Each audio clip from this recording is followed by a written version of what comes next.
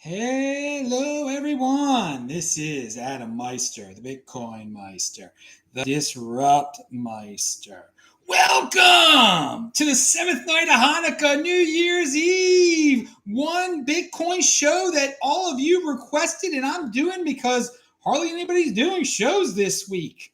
Strong hand, long-term thinking. Retweet that retweet button. Retweet this on Twitter. Come on, let's get a lot of people in here live. You're going to have a lot of questions, right?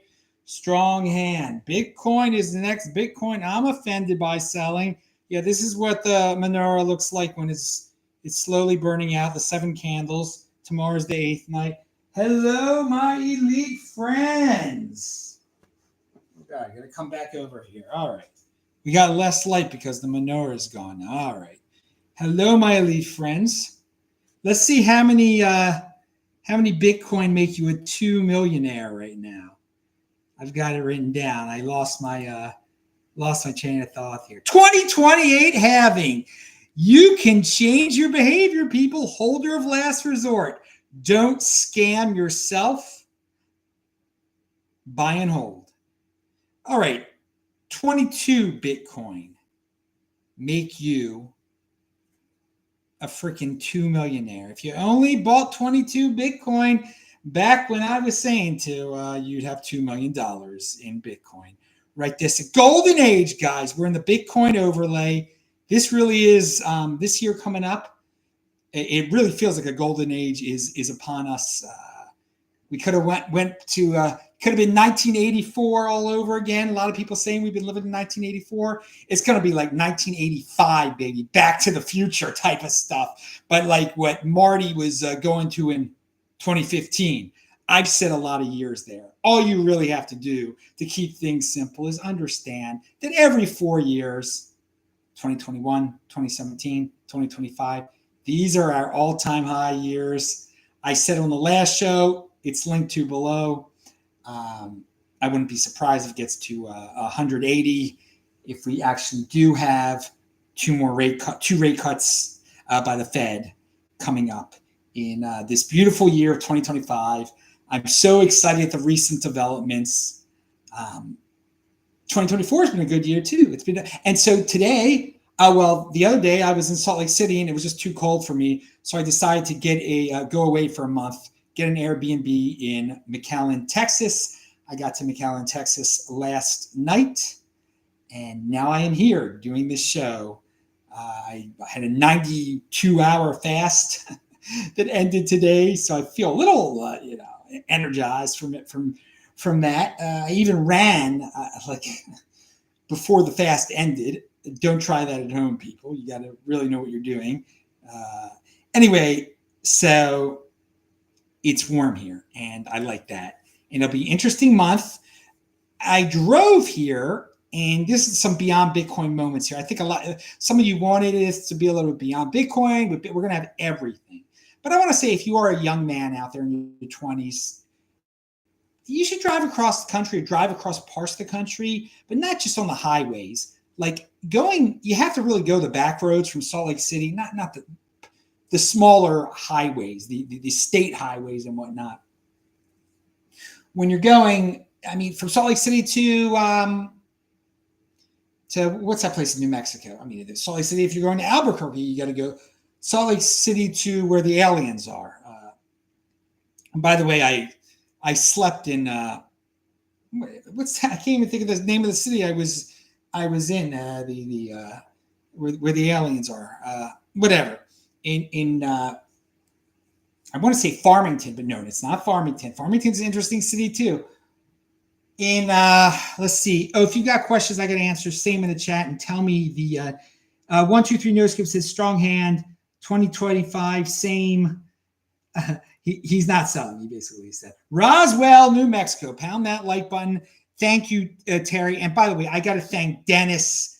Deniz really made this show possible. But I got to say we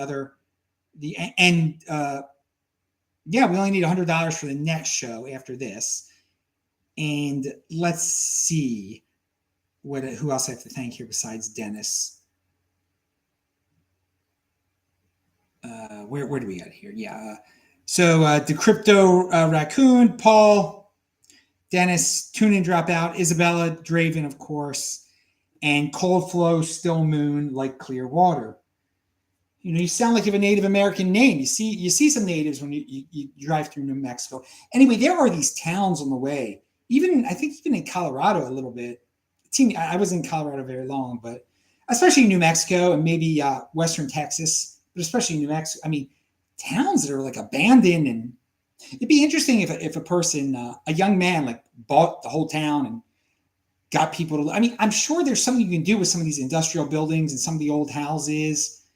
I mean, they're peaceful places. They've got semi-major roads flowing through them, but they're gone, or mostly gone, and they look kind of strange. Not fully ghost town on you, but modern semi-ghost town is the only. But there's potential. I see potential in these things, but it's interesting to be on these roads and just see what life is in certain parts of America that you don't really see on TV or even on the internet. No one covers these things really. They kind of talk about them in, they say, well, small town America is falling apart. When you think about small town America, you think about Ohio and stuff. It's different. It's different out west. It's really different out west. And this is coming from a guy that's from obviously Baltimore, out east, and it's just a different feel. And I recommend to everybody. When I was really young, just out of college, basically, when I moved from New York, I was in New York for a short period of time, and then Silicon Valley for a short period of time, doing the internet jobs when I actually worked for people back in the day instead of working for myself. I drove across the United States, and that was fun. If you've never seen mountains before, but so I recommend everyone do some hardcore driving.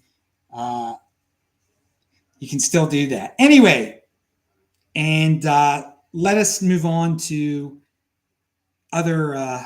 It is a golden age, and buying over crying, guys. There are a lot of people crying, and I understand in those small towns they don't deserve government bailouts. No one deserves a government bailout. Clearly, these big cities, or even in a town like this, a city like this, McAllen, Texas.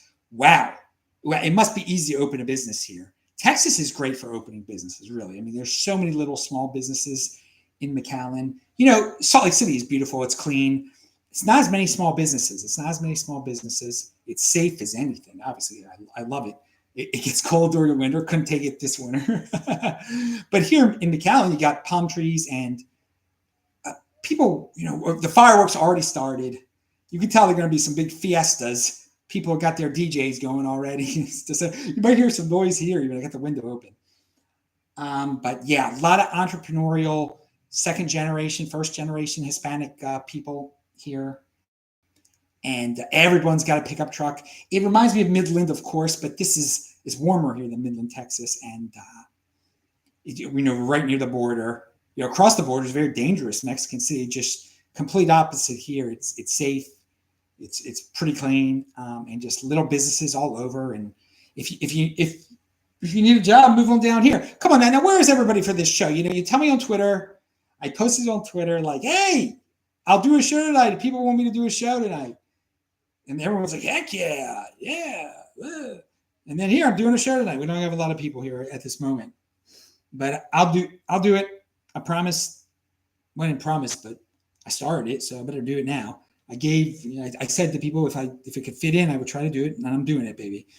So let's just roll down a list of things. Have fun staying doomer. Yeah, they do not have fun. And man, we're going to talk about the World War III crowd again at the end of the show, so stay tuned for that. But there's a YouTuber. I don't want to embarrass him or anything like that. He's a pretty respectable guy. I mean, he says some strange conspiracy stuff sometimes, and he's a younger guy, so I hope he'll learn one day. And he's like libertarians and stuff. Sometimes he hates on them. I mean, some of the youthful YouTubers are just like, they kind of hate on everything. It's America sucks. This sucks. Oh, we're not as great as we think we are. They don't have that attitude that I really love. That is really coming back in vogue in 2025. Is like, Heck yeah, America's the best. We're doing it now. I would love if Elon Musk was really in charge of the government. And we're going to talk about the Elon Musk split that people are so scared about. That's just completely overblown. And Vivek and the immigrants, the Indian immigrants, or whatever. We'll talk about that too soon enough. But this YouTuber who can be kind of a downer sometimes, black pill.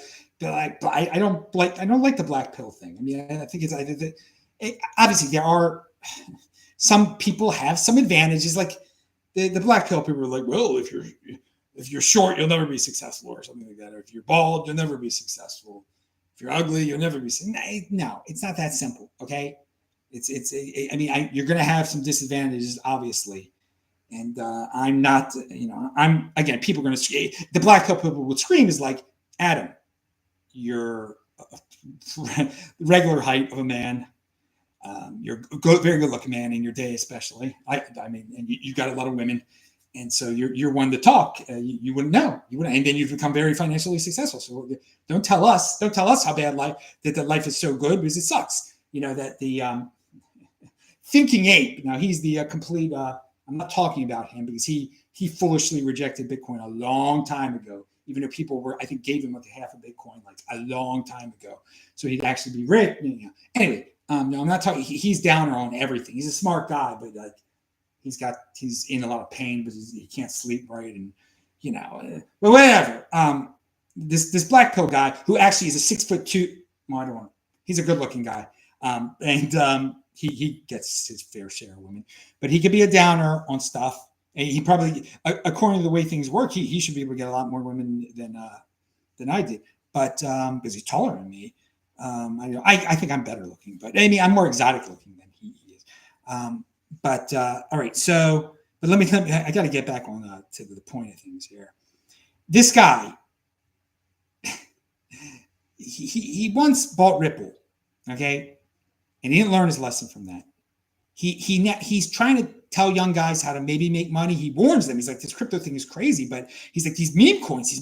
I love these meme coins. There's so many people. He's like, I'm just going to buy. It's just like gambling. So maybe I can become rich. And he says, and then in the comments section, this is the worst part. They're like, well, how can I do it from Coinbase? What's the step by step? And like he really wouldn't even know how to explain that. Like, that they're on Solana, that they're on Ethereum, how to really use MetaMask and the other ones, Phantom. And like he kind of like, dudes, it is just, there's so many people that want to get into this stuff. And it actually doesn't take much to learn this stuff. But like that stuff, the meme coins it is pure gambling. And just buying and holding Bitcoin is such a simpler answer, but they're so impatient. And then when they lose, then they double down on the doomer that, let's black pill life. Well, you're losing because you're doing impulsive stuff and you're not doing the research. You're taking the simple answer, the simple solution. And it isn't that simple. You're doing the mindless solution. The solution is quite simple. Learn to buy Bitcoin. Learn to send to Bitcoin. That's simple. Okay. But you're taking the mindless. I should have said mindless solution. The fitting in solution.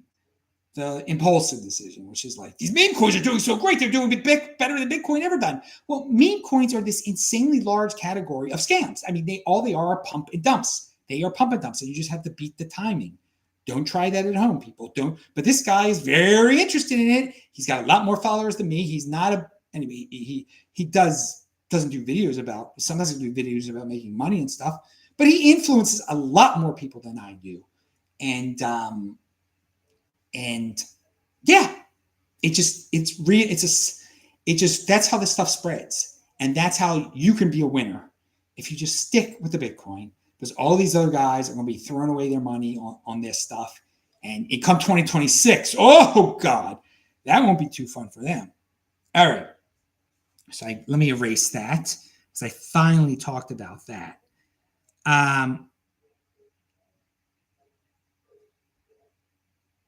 Oh, and by the way, like that so many people like that exist that are asking all these questions about meme coins and about these impulsive answers. This is how Hex thrives, because to tell you the truth, he built something it's not a meme coin. Like, he could run away with all the Hex or whatever. We've gone over that plenty of times. But Hex is it's something that is more respectable than the meme coins. It really is at this point, which isn't saying much at all. But that my point is that all of these guys want to get into some short-term type of freaky thing like that. Yeah, they'll eventually they'll learn of Richard Hart, and once he gets out of his legal troubles, if he gets out of the legal troubles, he's got quite a few, as mentioned in the previous show. Let me just see if anybody's asking questions over here. No one at all is. It's like hardly anyone's even here. Come on, guys. This is a disgrace. Really, man. I'm doing this special end of the year show. Well, actually, if you're a young guy in your 20s, you should be partying and getting women and getting drunk tonight. So what can I say? What can I say? But it's kind of, you're all flakes. The people that said, oh, yeah, you do a show tonight. I do a show tonight. Where are you? I put it out on Twitter. I tweeted it out. We're live right now. You don't come. You don't. Whatever. I'm doing it. I'm taking a cold shower after this too, to get my fix my HRV, which is measured by my what is this? My Garmin watch. This is the best health thing you can buy. It's only $600. It's better than paying $1,000 for pills or a lot of things. It's the best bang for your buck. I love it. It's taught me about HRV, and it takes good care of me. And yeah, this is one of the nice, now that I'm rich, this is one of the quote unquote nice things that I bought myself, which is like nothing. I mean, all the nice things I've done for myself all involve health, which is good. That has become a passion of mine. Obviously, look, I made it to 2025. I mean, we're going to be 2025. I didn't have to sell Bitcoin for fiat ever, and I'm doing well. Managing my money, the credit cards. For those of you who are like, oh yeah, the credit scores suck and all this stuff, banks suck. I've maintained a great credit score all this time, and because of that, I get all these. I like the banks. I get money for cheap for them. All right, let's see. We do have some. Rave Elevator, strong hand, long term thinking. Happy New Year, Bitcoin. Happy New Year to you, and happy Hanukkah to everyone here. Been watching, and this is Moon Boy. Been watching you for almost 10 years now. Happy New Year. Yes, I've been doing these shows. I made my first show in 2013, and I really started going crazy with them in 2015, doing one from South Africa from my first Bitcoin conference in Cape Town. What great memories. But yeah, 2016 was really the year, and 2016 was the year I went all in with Bitcoin. And I decided to just drain my bank account and buy a bunch of Bitcoin when it was around $500, $600, and $700. And of course, there's the famous story of when I hesitated to buy like even 10 more or something like that.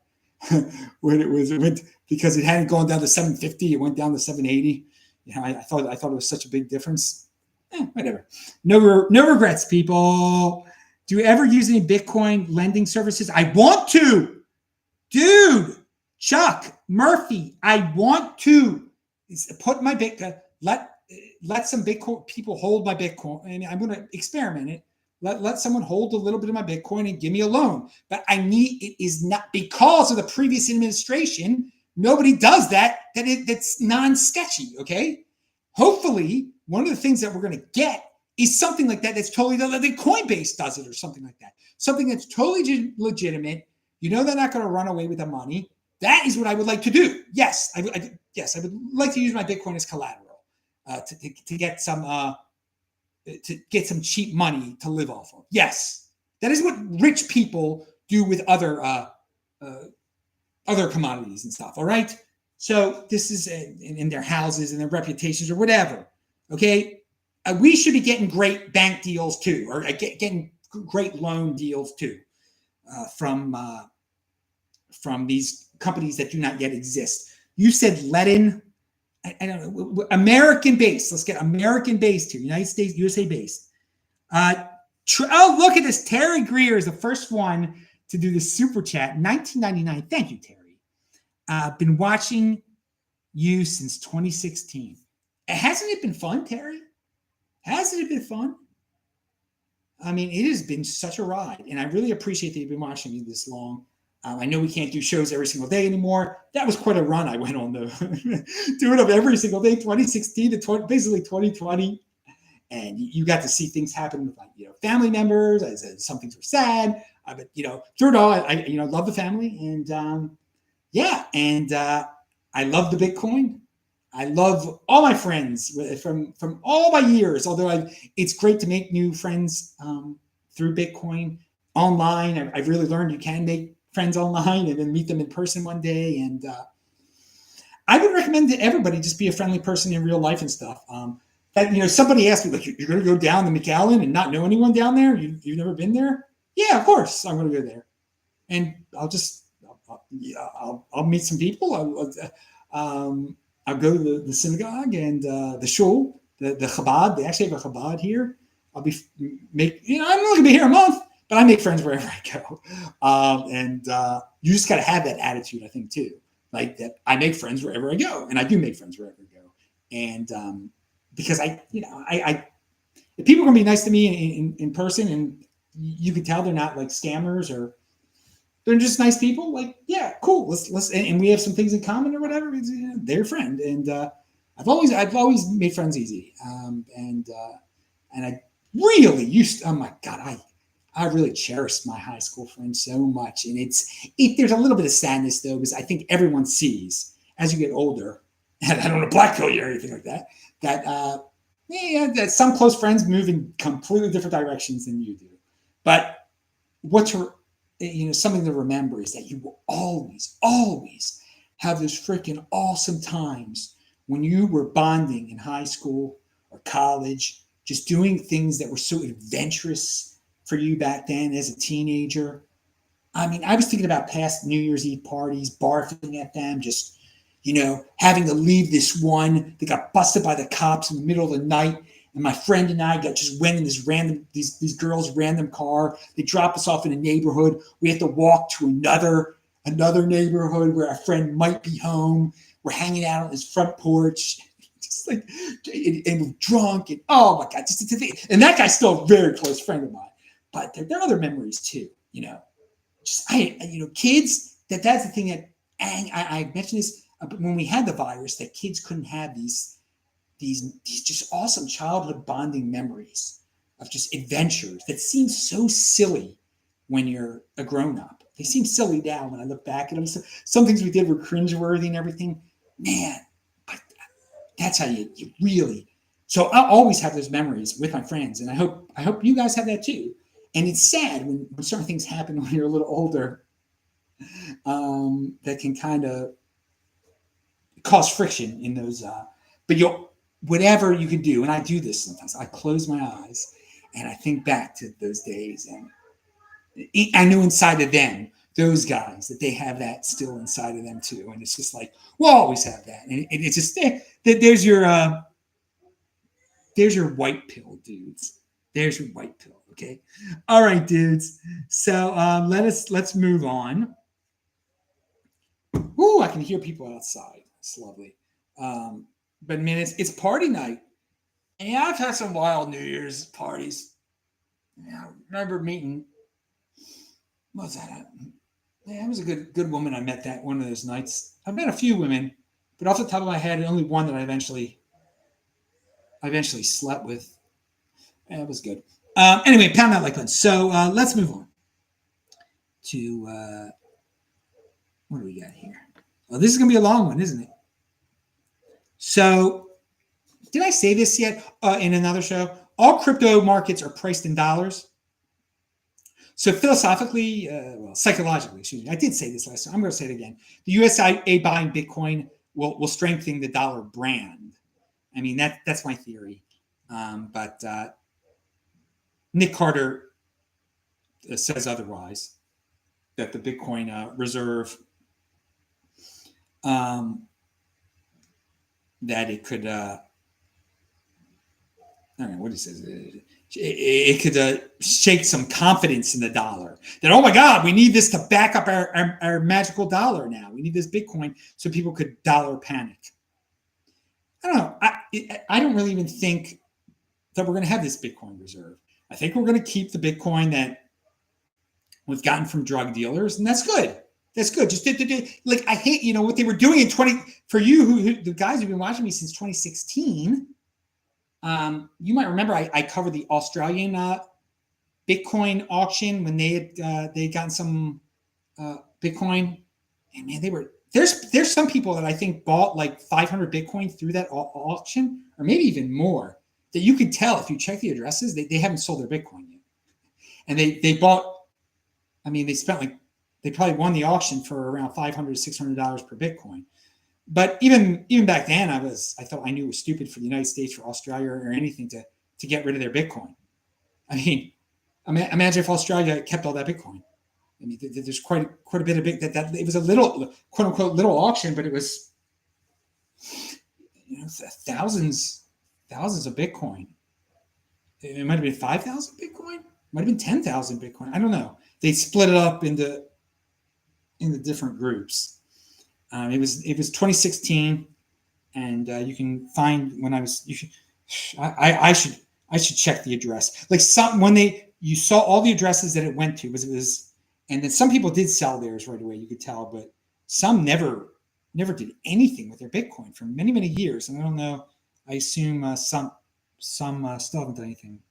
So yes. Just not these countries not selling the Bitcoin that they happen to have for various reasons. That's a good first step. And just, I've said this 4 times now, probably, that it would just be better. I don't care about the Bitcoin reserve. I care about them just saying it's money, and we're not going to tax you at 20% to spend it. Okay, that would save a lot of us a lot of money.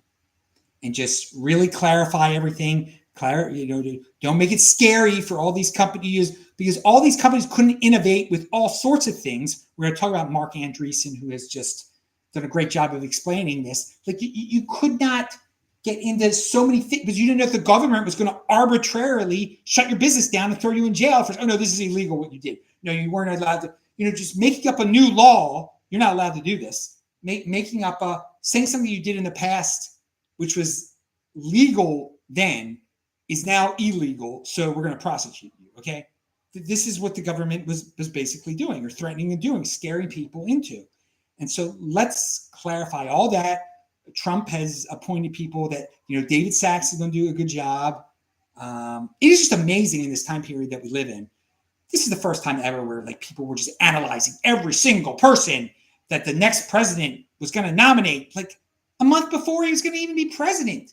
You really even shouldn't care about these things, really. But these are people's lives now. And unfortunately, it means a lot. And the biggest point is that the current president, he doesn't do anything anymore. He's not even he's senile. He's gone. It's terrible. I mean, that's really why they're covering. Trump is basically the president now.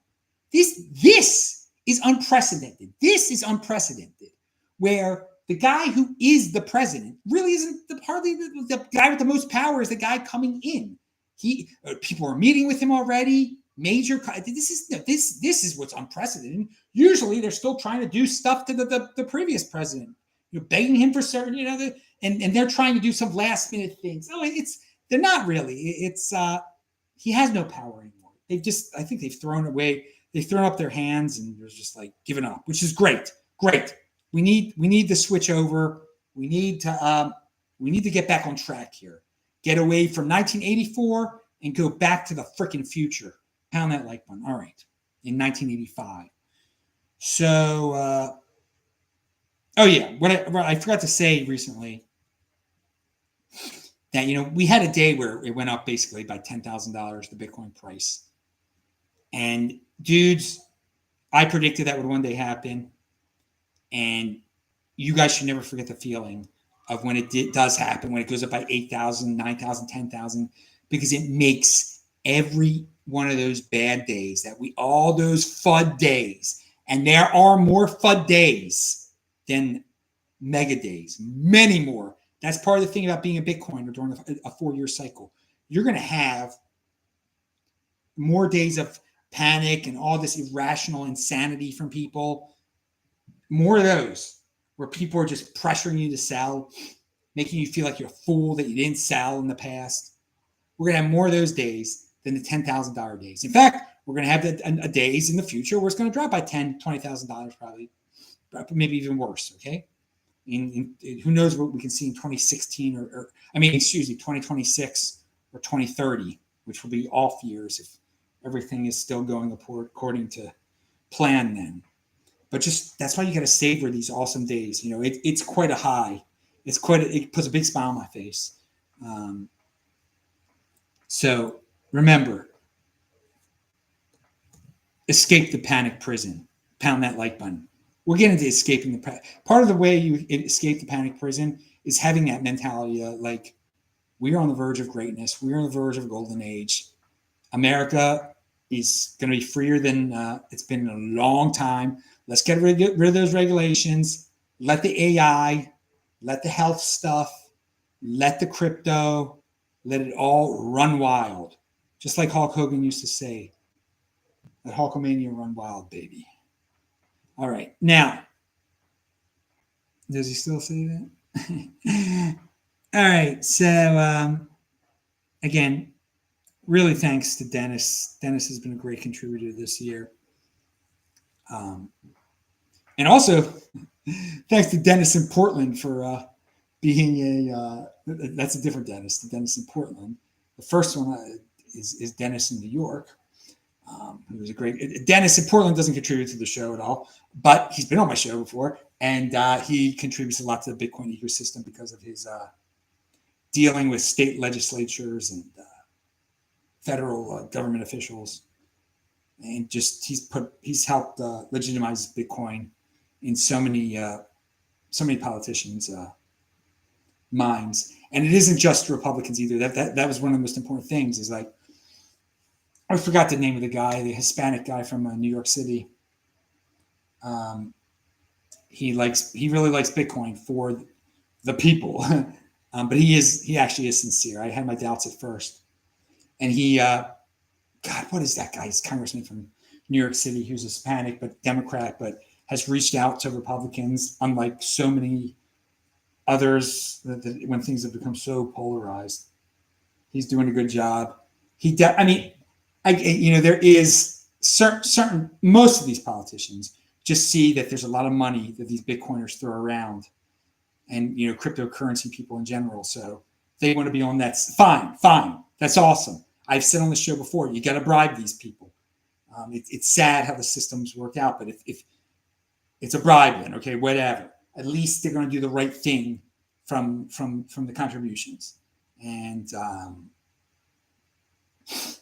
it's we don't have to worry about the Elizabeth Warren wing for a long time, for the foreseeable future at least. It's not fun to be vilified. Trust me. It's not fun to be scapegoated. That's one of my principles that I teach on here. Do not scapegoat. Do not scapegoat the so-called elite, the so-called 1%. Obviously I'm a 1%er now, and that's not the only reason to not scapegoat the 1%ers. This one nice one. There are plenty. These guys are so productive. Andreessen, so many of these guys. And it's just like, why you gotta hate? Why you be envious? Don't be envious. That's another one of my planks there. So we talked about this the 7th night of Hanukkah already. That was real fun. So one thing I noticed here, I'm walking around, they got orange trees. And I picked some oranges. They taste fine. Had some for my big meal. And this place I'm staying at, this Airbnb, it's bigger than my place in Salt Lake City. It's nicer than my place in Salt Lake City, but my place in Salt Lake City is in a formal building, a tall apartment building. And I like that. This is just, someone turned who knows what this thing was. It was a garage of a house. There's another tenant next door where I guess the main house is. They turned it into an Airbnb, which is cool. But I prefer, for a long-term living arrangement, I want to be in a real apartment. Okay, I'm not going to be living in somebody's in the apartment off of someone's house. I want to be in a nice, quote unquote, luxury apartment building. It's not that luxury. I mean, I live in the work. I live in a studio, and on purpose. I get the worst apartment in the whole place. This is the cheapest one in the whole place. It's great. I love it. I love it that all these people are paying more money than me. I'm richer than all the people who live there. It's great. It's unbelievable. That's how I stay. That's how I get richer. But no. But for a vacation like this, 28-day vacation, it's nice. They got a bed. It's a 1-bedroom. There's the other bed. There's the bedroom. This is the main room. The kitchen's behind me. The bathroom's bigger than my bathroom. Shower's nicer than my shower. I'm having a fun time, and it's only been 24 hours. So just wanted to throw that out there. And so yeah, it's going to cost me now. It cost me more than the place that I live in. The base rent has only gone up to $1,035 a month, and that's at Salt Lake City. And Salt Lake City is obviously I think most people would say it's a better, it's a major city with a major airport. It's a major league city. Utah Hockey Club's playing tonight. That's my team. Utah Hockey Club is my number 3 team. It'll always be the Orioles number 1. The Ravens close second, but I don't follow them. I've been paying a little bit more attention to the NFL than I did last year. A little, but it was just still nothing compared to like pre-2016. Okay, guys. But obviously, these will always be my top. That's where I'm from, Baltimore. But I'm serious about this Utah Hockey Club thing. Hopefully they rename them the Yeti, but there's some copyright issues with the cooler company Yeti. So maybe they'll be Mammoth. I don't care what they call it, okay? I prefer Yeti. My second pick is Mammoth. But this is how I'm going to learn about hockey. And I follow it. I know Cooley and Keller and Gunther. You Canadians impressed by this? We're playing the Oilers tonight. We're playing, and I'm saying we're playing the Oilers. It's my team. I want to, the owner of the Utah Hockey Club, this Utah Hockey, they're bad with the marketing right now. They're bad with the jerseys. And obviously all the jerseys are going to change next year. The away one might not change, but that much. But he'll get the owner, Smith. He's a good guy, but he's giving away some free tickets. He also owns the Jazz. And he made this package thing where if you sign up for this, I think $60 it cost. And for that $60, and it's probably before fees, I don't know. For that $60, you get one Utah Hockey Club, obstructed bad seat. And then at least 3 games to see the Jazz. And someone pointed out, dude, if you wait, Jazz tickets are, the secondary market they're really cheap. They're almost free or something. I don't care about the Jazz at all because that's always been Utah hockey. Salt Lake City's team. Not always. It was obviously in New Orleans first, but and I don't like basketball that much. I don't know that much about hockey. I've learned to love Canadians just a lot because of Bitcoin. Because I love, my favorite province is actually Alberta. I've spoken in Edmonton and Calgary, obviously, in Red Deer, and they're good people there. Good people. They should secede and join the United States. We were talking, and I've talked about that for years. But people say, Trump is trolling mostly with the Greenland and Canada stuff. But in all seriousness, why not have Alberta secede? Why not be serious about it and say, yes, Alberta, secede, join us. We want you. We really want you. We love you. Yes. I love them. Maybe he doesn't. He might not even know. I don't know. But that should be a real thing. But yeah, I'm down with it. I'm learning about. They got in hockey. You got the first line, the second line, the third. I didn't even know that. I just thought that I didn't know how many players they played during a game. I knew how many were on the ice at the same time. I didn't know how many they rotated in. And I know that Gunther is good. He's awesome. And Keller. He's good. They're good. Those guys. And so the Utah Hockey Club is right below the playoff level right now. But I really hope they do it. And I got to go see a game, obviously. I'm so cheap. I can't. I see every game sells out.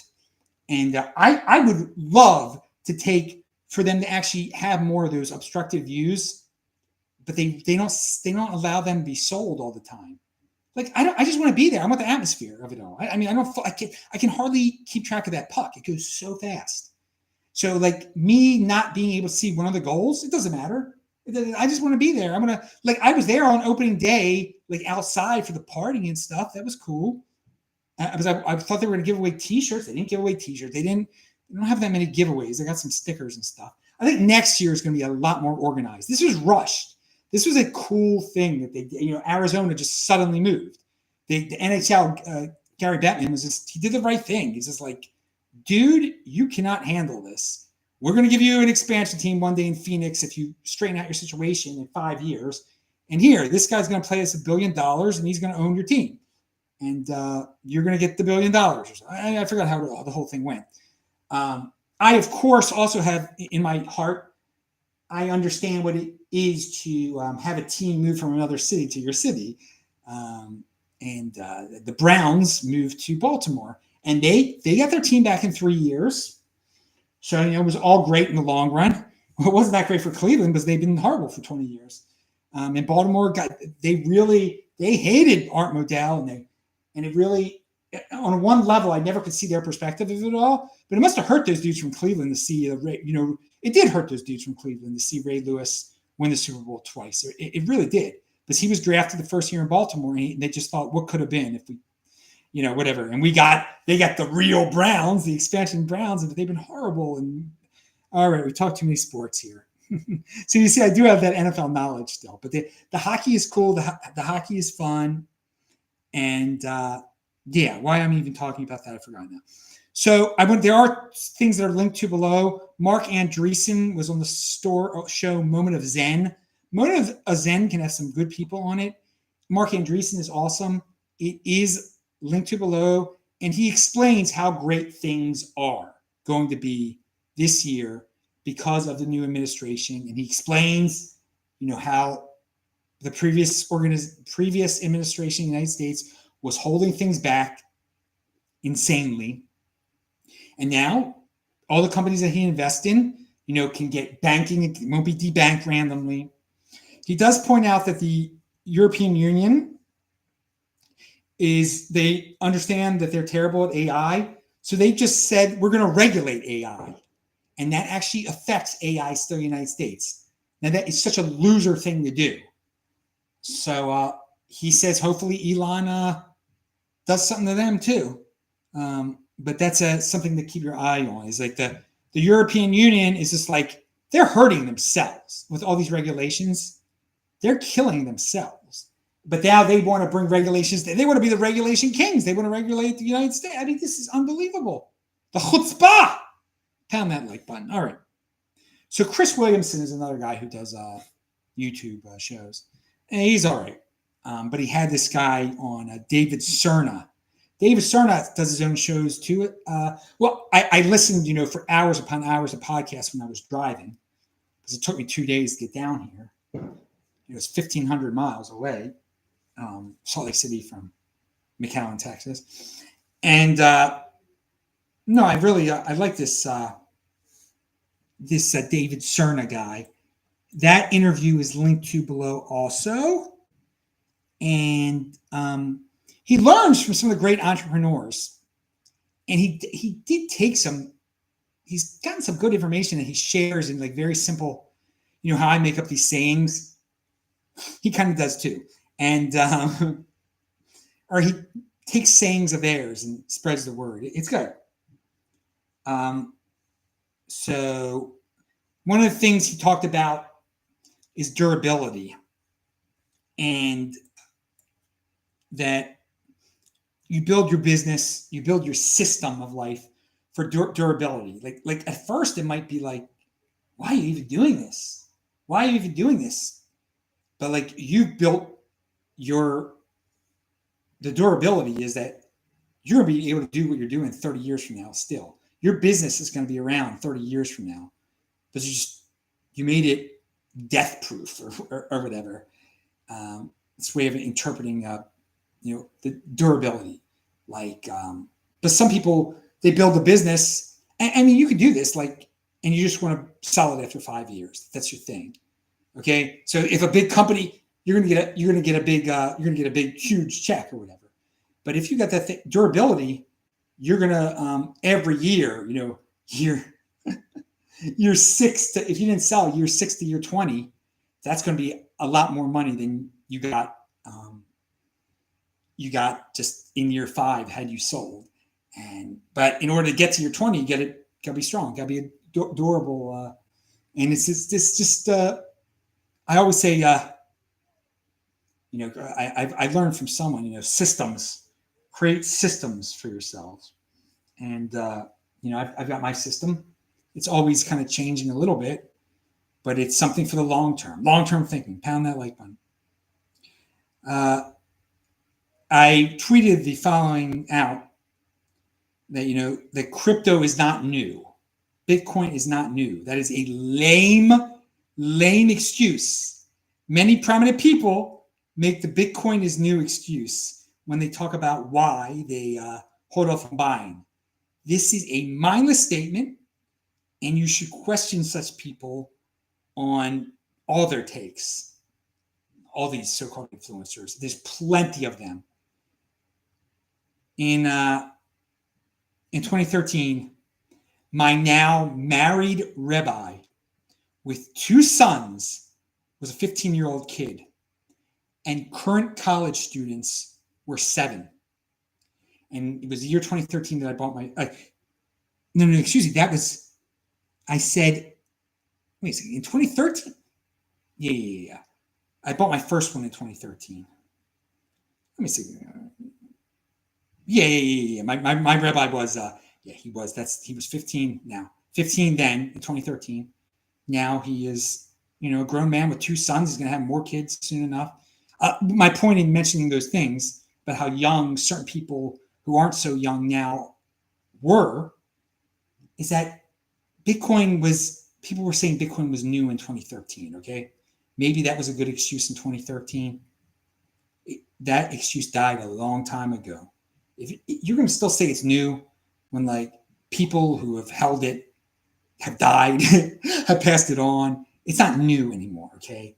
People there are no secrets. It's not going to go away, all right? It's like if you're saying Bitcoin's new, you just don't know what you're talking about. You don't know the basics of Bitcoin and cryptocurrency. You're just repeating a mindless mantra. I don't feel too kind. It's an established asset class at this point. Things get established faster in the modern world too. But dude, it started out. It's January of 2009. Yeah, so we're getting to 16 years here. Come on. It's such a lame excuse. So there are people. So when you hear someone say that, and you've respected them on some of their takes, start studying some of the other things they're saying and seeing wait a second, this guy is totally filled with all sorts of BS. He's just repeating all these other mantras that are, sort of counterculture. Be careful out there, people. But that is just I can't take that one anymore. That FUD, and they're going to still be throwing that FUD. Of course, the most popular FUD this upcoming year that we're not going to be able to get rid of is the quantum computing stuff. That's not going away anytime soon. That FUD, dudes, they're really far away from a quantum computer. Okay, we don't even know if they're ever going to get to a real quantum computer, and if they get there, Bitcoin can fork off to be quantum compliant. All right.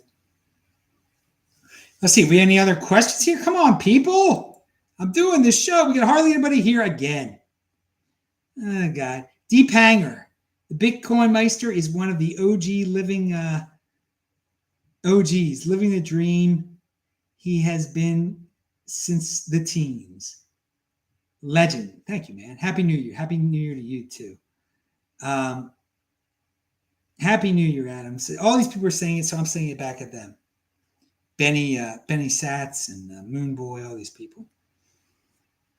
Part of the reason the YouTube algorithm isn't picking up on this, and just part of the reason that some people, they just see it's in a dark room.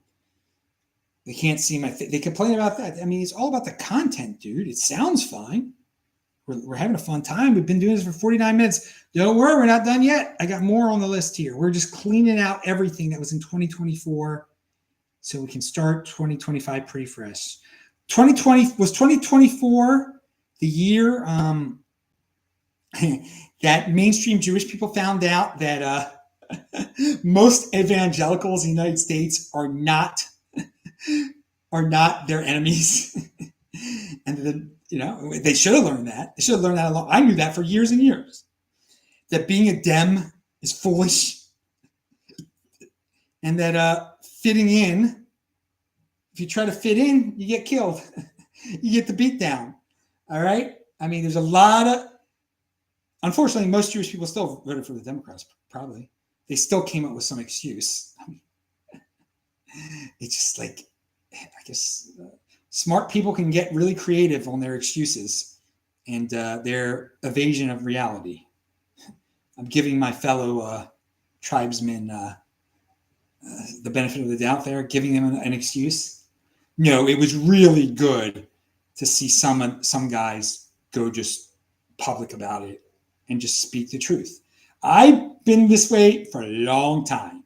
I never changed my registration, but I speak against because there's no point in it. I'm not messing with in the state of Maryland. Who knows what can happen if I change my registration? They might debank me or something. So, I mean, who knows? Who knows what might happen? I'm going to have a driver's license anymore. But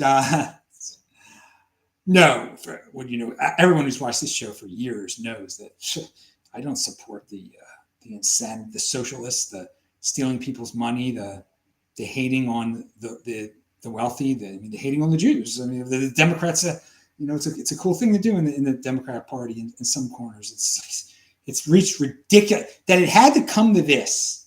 That it had to come to this for some of these billionaire guys to stop giving money to these universities and funding the Democratic Party, and still some all they had to do was put Kamala in there, and they were like it temporarily made them change their mind again. They so want to fit in. It's some of these Silicon Valley people, non-Jewish Silicon Valley people. They still feel dirty that they're supporting Republicans, and they want Khanna knows it. He's so smart, that dude. He is positioning himself as the Democrat who will do anything the Bitcoin people, the Silicon Valley people tell him to do. He says he's in the innovation, but yet he's got all this other socialist crap. And so, yeah, there are going to be Democrats that realize like the Khanna thing is the way to go. It's a way to get a lot of money. And because there are all these Silicon Valley people that they just so badly want to fit in. They so badly feel sick that they supported a Republican and that they said something good about Trump or something. They feel so guilty. They really don't have any self-confidence. So they need to fit into a group. And so like, oh, wow, I really predict that Khanna is going to make a run for the presidency in 2028. There'll be some other people that kind of position themselves like this. Yeah, Richard Torres is the guy in New York that I was talking about before. Now, he's not as fake as Khanna. Khanna is a fake. He's a fake. He's a smart guy, but he's a fake. It's so obvious. It's so obvious what he's doing. And you'll see it more and more. He's just slowly building. He's a smart man. We're going to have a few of them this cycle. In the short term, they'll do some good things for Bitcoin at least. But it's sad that the way they're going to get their clout is through all these guilty 1%ers that just need to fit in, that always have to be Democrats, always have to be Democrat. When I say Jewish, for some of these people, no, their real religion is the Democrats. They're secular Jews. They're all secular Jews. Now, of course, I'm considered a secular Jew also. By the way, I dress, but I actually do religious things. But no, I was for the first 20 years of my life, I was blindly a Democrat. Of course, I've told many stories, and the only reason I could say is because my parents are Democrats or because Jewish people are Democrats. That was my mindless answer. A guy who got into Washington University in St. Louis. That was my mindless answer. Just shows you how smart college kids are. I've said that many, many times. All right, enough of that. But yeah, I've known for quite some time that and it's so funny that some Republicans are these Tucker Carlson types. There's a side of the Republican Party that is disgusting, and they don't like evangelicals. Oh, those evangelicals are owned by Israel, and I mean, this the things they say. All right, the evangelicals out there, they believe in the Bible. They believe in the Bible. This is the chosen people. And so but then some Jewish people are like, well, the evangelicals are horrible, even though they love Israel, even though they support all these good causes. They believe that in the end of the world, that when Jesus comes, that all the Jews, like most of the Jews, are going to die, and some are going to need to convert, and all this stuff. I'm like, dude, if you believe if you're a Jew, then that's not true. What do you have to worry about? It's fine. Who cares what they think? Who cares what they think in terms of what's going to happen in the future? Or if you're totally secular, you don't believe that there's no Messiah, there's no anything, there's no God. So who cares what the evangelicals? It's what they do. It's what they do. The evangelicals do great things in America, in Israel. I mean, I don't like, if you said, well, evangelical A, whoever he is, he tried to convert some Jewish people and they said no, and he kept on bothering them. Well, that's annoying. Yeah, that's bad. But they don't all do that. Few do that. So, I mean, a lot of you don't even know what evangelical Christians are, so it doesn't matter. But I just wanted to say that, maybe even though some people are going to crave to go back to the Democrat plantation, maybe some of them are going to stick as being unique beasts. And you got to hand it to people like Elon and David Sachs and Chamath. Just they didn't have to publicly go Trump, and they did. And it's just sad that people need people of that stature to make it cool, to make it okay, to make it part of the general zeitgeist out there. It should just take the dudes who've been doing it for years and years, And again, I've not gone full Trump or anything like that, but I always said, like, you cannot worship these parties. You got to, pick the things that are best for the individual. And sometimes one party gets really out of whack there. Okay, and you can't obsess. You can't get into these lying obsessions of some of the stuff that happened that was anti-Trump. That just, I mean, again, Trump isn't perfect, but some of the stuff, with the virus, speaking out against the virus, I mean, that was considered pro-Trump. I mean, it was insane. There's a totalitarian move through the virus, and those are some of my proudest videos back then, 2020. I look back at every single one of them, and I never wavered. And it just, when I see these guys who try to hide the way they were during that, and all those guys that disappointed me, all those Bitcoiners that I thought were so anti-status, just slither away and become bootlickers of the government immediately. And people forget about it now. It's sad how people's I've got a long memory, but I'm so proud. I'm so proud that my siblings' children will be able to watch that stuff and just be like, wow, Uncle Adam wasn't scared one bit. Uncle Adam was running on the streets of Los Angeles every single day, and Uncle Adam was telling people to buy Bitcoin. And I hope that stuff is archived for 1,000 freaking years, so all the generations get to see the way I was during that. Because there are a lot of guys that have a lot of things to be ashamed about during that time. And dude, I had nothing to be ashamed of. I have so much to be proud of. That's really, they've always asked, they've said to people, well, you say you wouldn't be a slave owner. You say you wouldn't have done this back in the day. You say you wouldn't cower to the Germans and, reported your Jewish neighbors and all this stuff. You say, but how do we know that you really wouldn't do it? Oh, no, trust me, I would have done it. And they'd say, of course, most people say, of course I would have done it. Most people didn't do it. Most people didn't do the right thing back then. And now that 2020 was a scenario where we got the test. And I passed that darn test. I aced that test. And it's just like,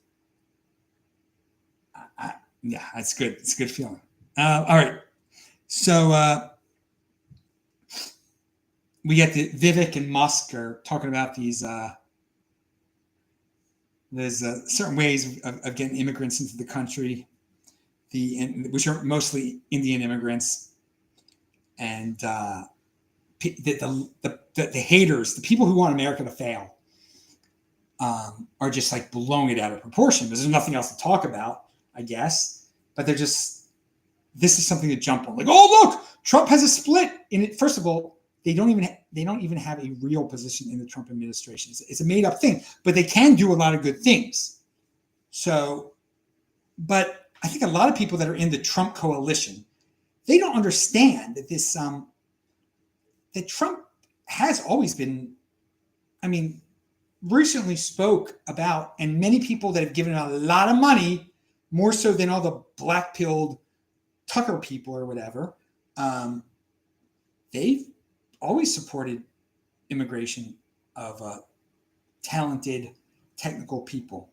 Now, there's ways that the program can be, I think, sharpened. I'm not an expert in it. I know that what people don't like, and I think something that could be done, is that the government and everyone in our culture say this, that the culture of the United States is superior to all cultures of the world, okay? And we want to keep it where the individual is number one and where you can be free to do what you want to do. But don't come here and bring, if you want to come here, you want to work. You want to be part of something that's, something that's going to change the world, something that's productive, okay? This is not about hating other people and destroying other people and bringing a culture of loserdom. And it's not, don't come here to live off the government, all right? Even though we do have great government programs, let's try to get rid of those government programs, those welfare programs. I mean, it'd be simple as just saying, anyone can come here if you have a job lined up. All right, that'd be a great solution to all this. But another thing that just people have to make clear is like, there is no shame in saying that the culture of the United States is better than the culture of India, okay? And that in India, there is a lot of, and I don't want to pick on India per se, but obviously India has the most people in the world.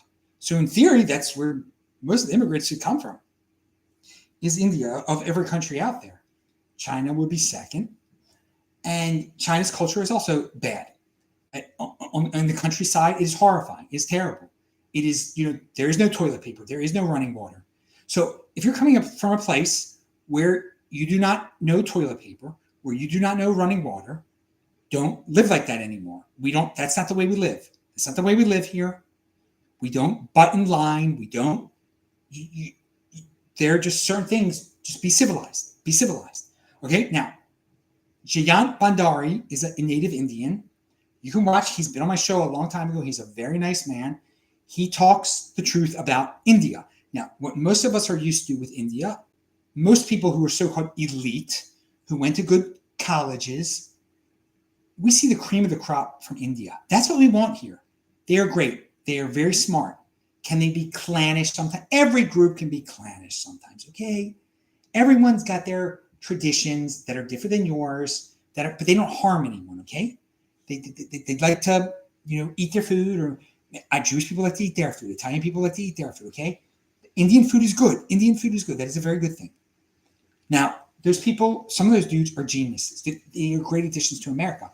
When you have a country the size of China, and people think Chinese are so smart, and a lot of Chinese that come here, obviously, if you can escape those holes, you're going to be the tippity top of this. You're going to be very good. You're going to be a 10%er. All right. And some of these guys are like 1%ers. Now, the way Vivek phrased things wasn't very nice. Let's not, but America, we should still be willing to compete. Okay. We're not going to have certain jobs here anymore. The jobs, we are living in a very modern economy. So the jobs are transitioning to technological stuff. Learn how to do that stuff, people. Learn. If someone from outside the country can learn how to do it, you can learn how to do it better. Okay, we have better resources. So what I'm saying is that most of India and most of China are morons. There are a lot of morons there. Like, I mean, really low IQ people. Really, really bad stuff. Okay? They're not coming here, okay? We shouldn't encourage, there should be no reason any of those people should be encouraged to come here. Okay? We got plenty of people smarter than the dumbest people in India that immigrate from nearby countries, that can clean the toilets, that can dig a ditch, or whatever. We don't need that. And that's not what these visas are about anyway, okay? Because some of these people, and from the Middle East, these people that hate all Western culture but can clean the toilet. No, we don't want that. We should make it just clear, like, your culture sucks. You're not wanted here. You're just not wanted here. If you could change your culture, that's great. But we have the greatest culture in the world. There's nothing wrong with saying that. There's nothing wrong with saying that. Because we don't want some of these religions and craziness that's just so anti-Western, so anti-American. It really is dangerous to if it all would be solved if we didn't have welfare. Okay, guys, they would not be able to survive here at all. And no moron would be able to, from a different country, that couldn't wipe his own tuchlis. And again, Jayant Bhandari says he grew up in India. He's a very smart man. He did not know what toilet paper was until he was 18 years old. I think when he went to England, he did not know what that was. He had never seen toilet paper before. Never. And this is okay. That's the very definition of third world. And he improved. He wanted to improve. He liked, but some of these people think, the way that we live, that people want other people to be safe. People just won't randomly attack someone on the street because they butt in line, did something to them. People follow traffic laws. This is just something the whole world does. No, the whole world doesn't do that. Most of the world is superstitious, does just the craziest things you ever darn see. Okay? And we don't need, the way they can be filtered out is, get rid of the welfare programs and just say, be firm about it. We don't want sucky cultures here. Our culture is the best. Adapt to our culture. All right. So no, it's not. Trump's coalition Trump isn't falling apart. He can still get things done. I mean, Elon isn't leaving. And by the way, in any party, Republican Party, coalition, whatever you're saying, there are going to be different views. So there's going to be some compromise, some going back and forth. There are going to be arguments, is what I'm saying. That's what's done in the civilized world. It's the battle of ideas. So let them battle it out. Just because there's a disagreement doesn't mean it's it's over. They should break up. No. All right. Also, Capitalism, the Unknown Ideal. I think that's the name of the book by Ayn Rand. I listened to the first half of that audiobook. And I got to say, I already knew this from the Objectivist, but their take and the take in that book on, what the antitrust is the worst freaking law out there. Antitrust is the most arbitrary, you break antitrust laws the minute you open a business. It's so horrible. Okay. They do a great, and the other thing they do is, again, explain what a monopoly really is. Google is not a monopoly. She explained all this. This is 1963. She's explaining this. And some other people were explaining it. It was a book of mostly her writings, but some other people's writings too. But a monopoly is when the government grants you the privilege of controlling a whole industry. The only way a monopoly can survive is if the government enforces it and says no other companies can compete with you at all. That isn't Google, okay? Stop calling it a monopoly. Even David Sachs makes the mistake of attacking, quote unquote, big tech, saying they're part of a monopoly or duopoly, it's not. Other people can compete with them on all these things. They're doing great things for the consumer, okay? We wouldn't have all these technologies. All right, so the Ayn Rand people are so right on monopolies and antitrust, and it's just that book, which just Google it, guys. I mean, look it up on YouTube. It's free on YouTube. I think it's Capitalism, the Unknown Ideal. It's something like that.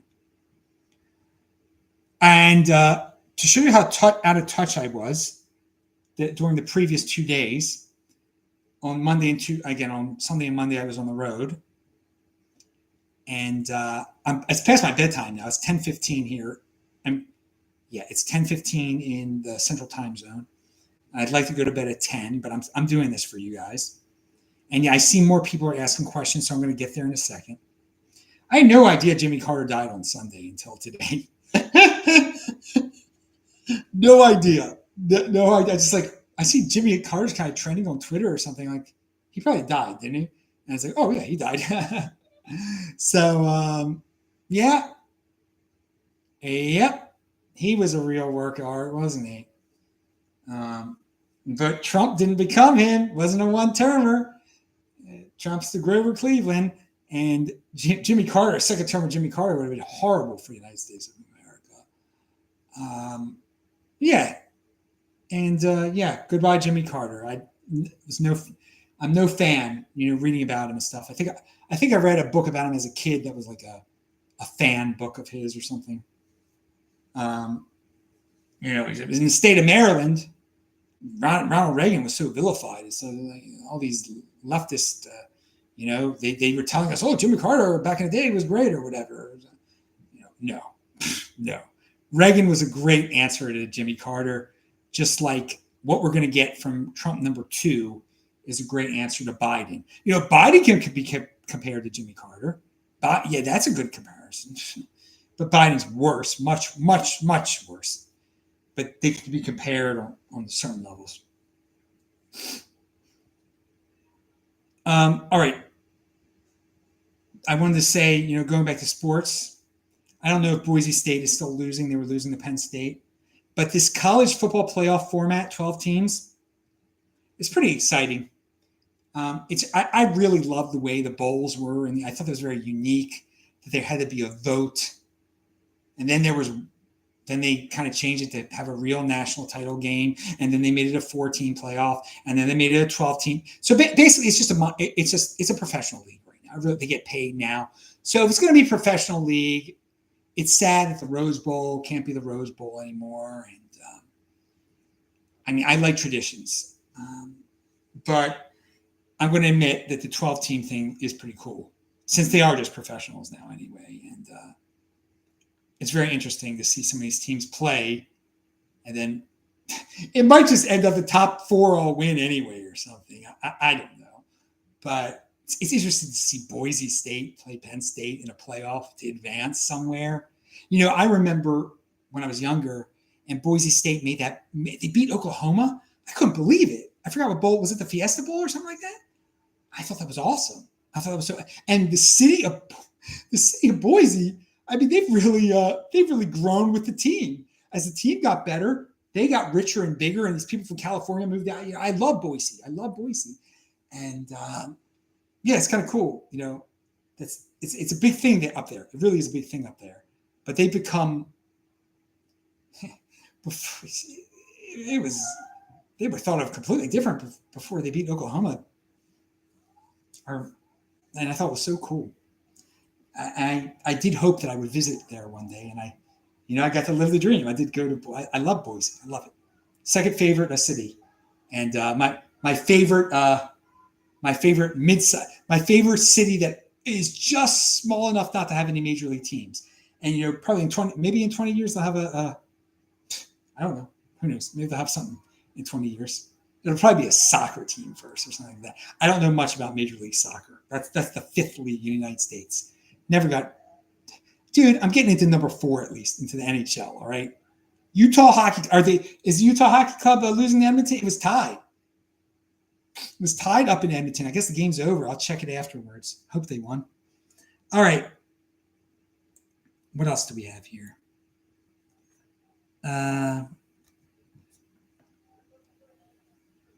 Okay, we talked about the small towns.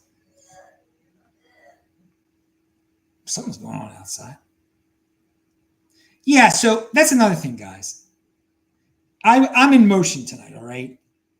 I was in motion in my last video, too. There's so few people are just like working at all or doing anything productive during this week, that's how much of a post-scarcity society we live in, or an abundant society. Speaking of abundance, Pierre Diamandis, I love him.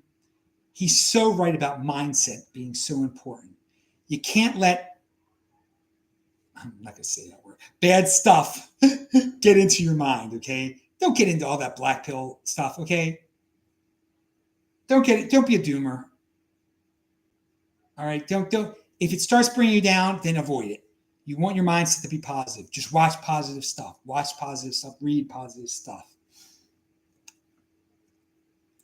And with that, we're going to be reminded of people that are saying that we're on the verge of World War III, and that, for me, what this year showed is that these evil countries, Iran, Russia, Syria has now disappeared from the face of the earth. Paper tigers. They're falling apart. Countries like Argentina are coming up because they're doing the right things, and that the good in this world, the good countries, have, part of the problem is that they have made these bad countries seem so much powerful than they really are. They're not. I mean, it seems scary that North Korea has that nuclear bomb. That's not cool, but they're weak. They're nothing. And they'll fall also eventually. And like more confidence by the Western nations, doing the Argentina thing, doing the United States thing, doing the Israel thing, is going to bring down these third world, horrible, backward, send our men out to just be cannon fodder nations really fast. We got to call their bluff. We got to be strong with them. We just not take anything from them. And this is where the United States has to, I know some people don't like it, in a sense, not be the world's policeman, but just be the world's judge almost, and say, you suck. We're not dealing with you. You're losers. You're backwards. We support you in no way. You're doing nothing good at all. We want nothing to do with you. And yeah, we might bomb your butt if you don't free your women, okay? All right? If you keep on bombing our allies, if you keep on threatening our allies, if you threaten South Korea, if you threaten Ukraine, if you threaten Israel, if you do that, our friends, our countries that are trying to do good, if you that are trying to do, we're not going to negotiate with you. We're going to beat you down, all right? So I think there's something to be said with being the most powerful country on the face of the earth and maintaining the Western way of the world of capitalism. That's something good to do. And I think what we've, over the last, I don't know how many years, 25 years, have just been so, these guys living in caves bomb our beautiful buildings in New York. And we try to, say, oh, they're okay. They're not that bad, or they almost make it, we said they were evil, but then we didn't go completely go. They were evil. And then we treat them like they're only semi-evil, okay? We got to worry about, just get rid of them. Just get rid of them. And if they're not going to be, if they're going to be haters like that, if they're going to be terrorists, just get rid of all their leadership and all their main dudes, all right? And then they get scared. They get real scared and they get panicky. And their people do start overthrowing them. Now, with all that being said, some of these institutions that people want back. So yeah, guys, evil is failing like never before. That's the way like never before in recent memory. It's being called out and then failing. So that's something good for the productive allies. Don't worship institutions in these days of networks. There are a lot of guys that have come over to the Trump side or just like realize the Democrats are horrible, but they still like say, well, we need to get rid of the woke people from the institutions. We need to get rid of them from all the colleges and the think tanks. And guys, just create your new institutions, create networks. Networks are better than institutions. You don't need a physical building. You could do so many things creatively online. You can have movements online. You can just it's an evolution. Maybe we don't need physical colleges anymore. Maybe we can have something completely new. We shouldn't waste our time just saying like, oh yeah, the institutions have been corrupted. Now we must uncorrupt them. No, I mean, if you got one in mind, you got a plan, go buy it, go do whatever you got to do. But it's some of these companies are like, whoa, they've got to change. No, just create a competing company, something that's smaller, something that's faster. I really believe in networks over institutions. Like that, if you get an institution is so centralized, a networking can be completely decentralized. You can cut off piece of it. Some people can fork off, do their own things real easily.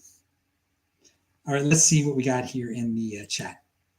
Oh, we do. Question: price prediction for 2025. You missed it. I said in the previous show and in this show at the beginning that if we have 2 more rate cuts, I really hope we can get to 180,000. And on a good day, it would get to 200 under such a scenario during this. And it'll happen in 2025, and that'll be the high, till 2028. And then 2029 will be some other marvelous thing. All right, let's see what else we have here. I will never wear a mask again in my lifetime. That is a good New Year's resolution. Pound that like button. I have never offended Adam, for I've never sold, says Deep Hanger. Tempted too soon, maybe a chunk, 20%, like once a decade withdrawal. Well, 20% is a lot. Like, I don't know, something that, I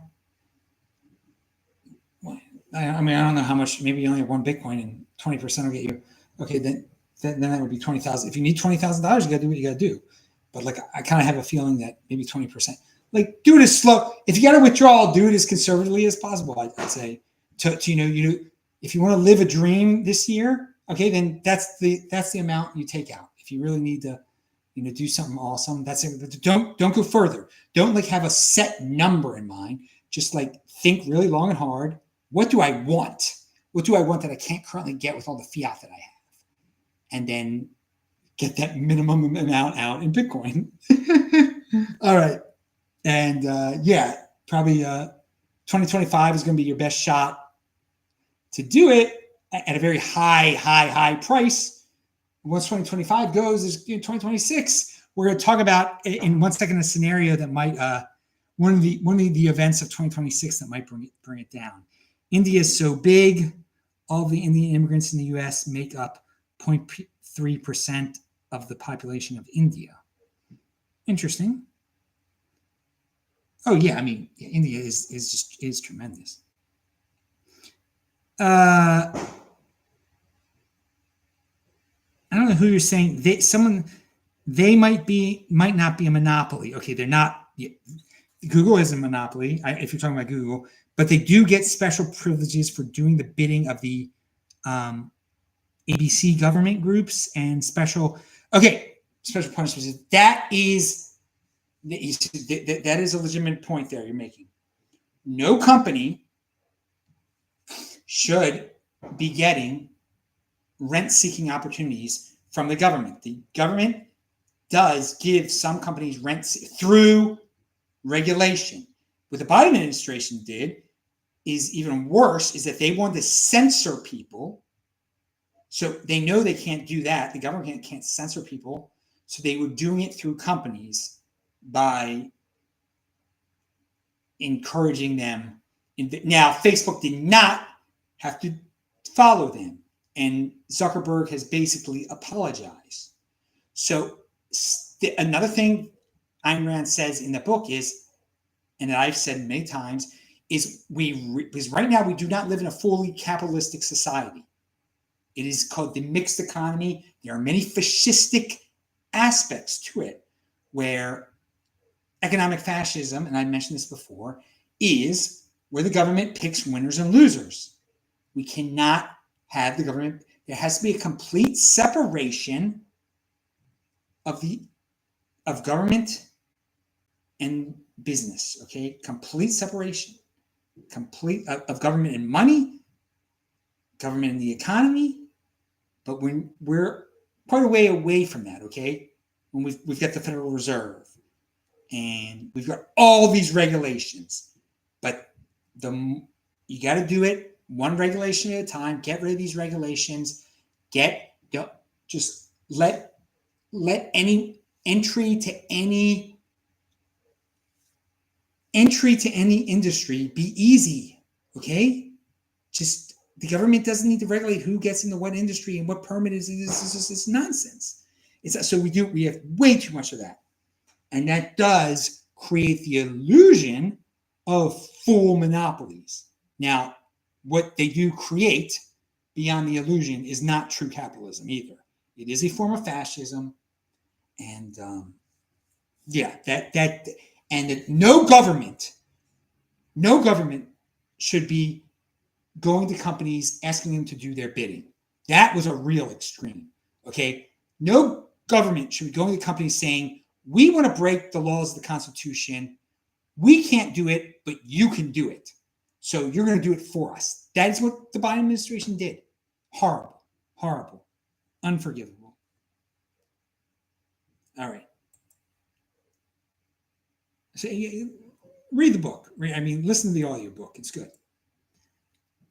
All right. Remember I used to do altcoin flavors of the month? There's a new one called Sui, S-U-I. It's called the Solana Killer. And what would they think of the Ethereum killer was Solana? So they're going to have the Solana Killer is Sui. Sui is like venture capital funded either. Also, it's just funny. Some of the people that are saying it, it's so mindless. It's guys who are on the periphery of cryptocurrency that just want to have it. They don't understand the concept of the altcoin flavor of the month, that I've seen them all come and go, and that so many have come and go. But they all want the next Bitcoin, and Bitcoin they don't get it. And they just want to sound like they're smart. And you kind of sound smart to some normies when you say, well, this Sui is the Solana Killer. It's on the way up. It's flavor of the month, dudes. Whatever. The people that say that don't even know what Solana is. Pound that like button. Okay, I already said my Rogue Khanna thing. Okay, finally, we'll do two more things. 2026 down market. I don't want to leave you on a bad note, but something that's probably going to trigger part of it is some FUD event that involves China and Taiwan.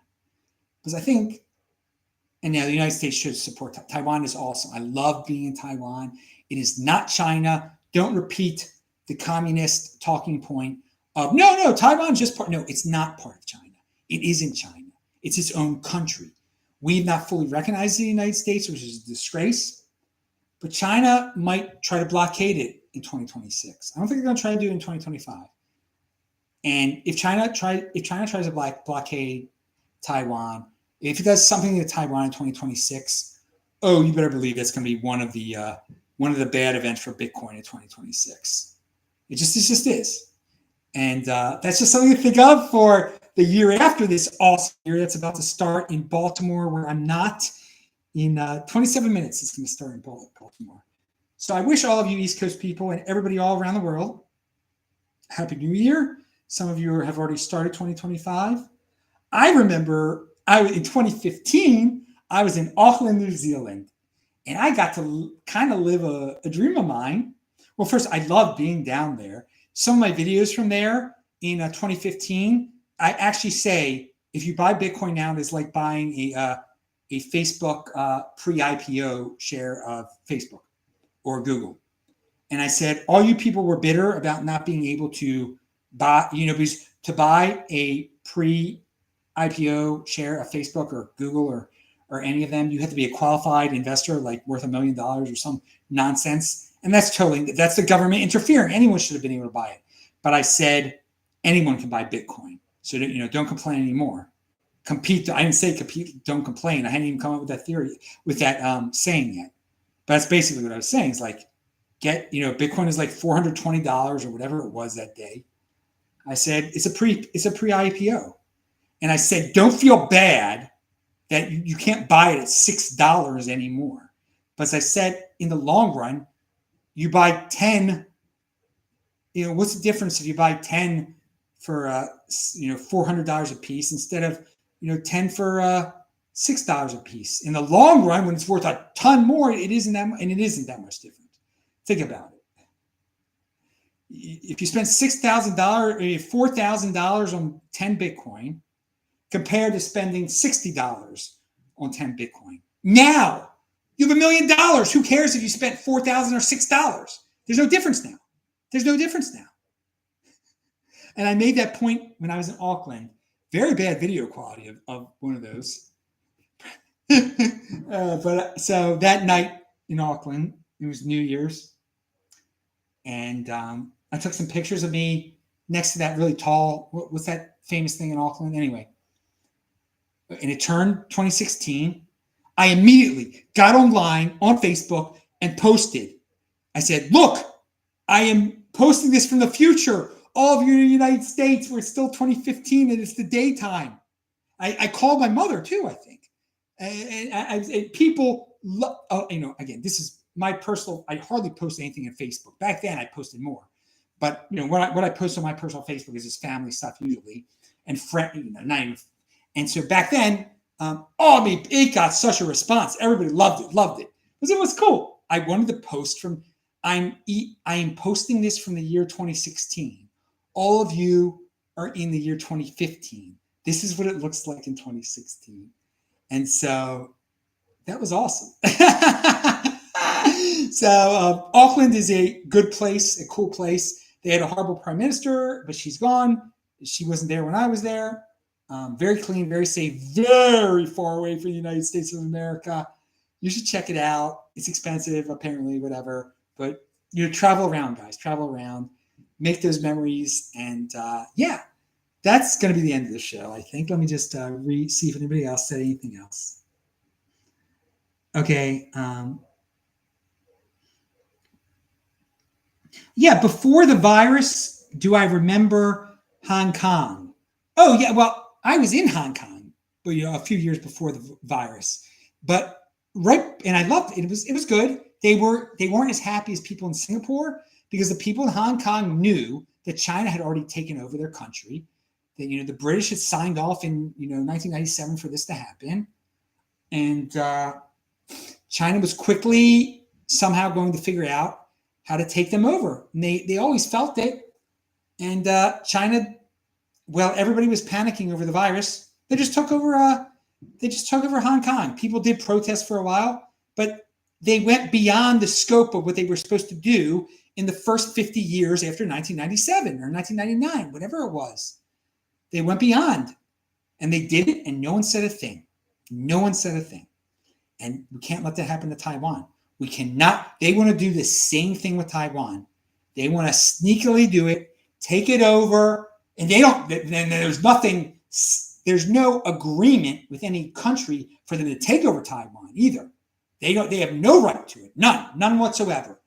And now Hong Kong, they could argue, the British signed this paper and we are controlling it. And they said in 50 years, we're going to have a heavy hand over it. But we did it faster.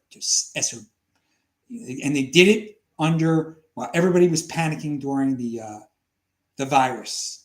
And we had in the United States, I think you alluded to that some people just decided to have riots here during the virus because they were on the right side. You were allowed to have riots in the United States if you supported certain causes, but if you were allowed to not wear masks at the riots, but you couldn't have a protest of the virus because you had to wear masks. I mean, it was just nonsense. It showed how fake everything is. That did wake a lot of people in America up, but it was craziness. There should never be riots for anything, people, in the United States of America. 2020 was a wacky year. It was and 2021 also, wacky year. But guess what? The good won in the long run. And people came to their senses. And that's how we're going to end the show. All right, guys. Have a great night. I got to take that shower. And see you in 2025, man. Pound that like button, retweet this. Really, seriously, spread the word about this thing, man. I did this special video and hardly anybody was here live, but I'm a man of my word. Bye-bye.